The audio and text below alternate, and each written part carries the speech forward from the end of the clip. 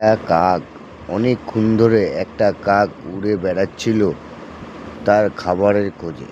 খুঁজতে খুঁজতে হঠাৎ দূর থেকে দেখছে একটা রুটি পড়ে আছে। কাকটা রুটিটা মুখে করে নিয়ে যে একটা বড় গাছের ডালে উড়ে যেয়ে বসলো। খিদাহীন কাক ভাবছে রুটিটা পেয়ে ওর এখন পেটের খিদা মিটে যাবে।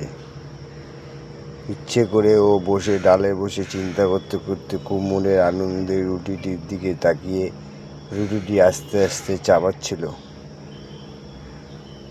খুব মনে সে কাকের কাছে যে বলল, ও কাক, তুমি এত সুন্দর দেখতে, তোমার গলার সুর একটু মিষ্টি, আমাকে একটু গান শোনাবে? কাক নিজের সুনাম শুনে, নিজের এত ভালো শুনে সে বলল, গান গাইতে যে তার রুটিটা হঠাৎ নিচে পড়ে গেল। হঠাৎ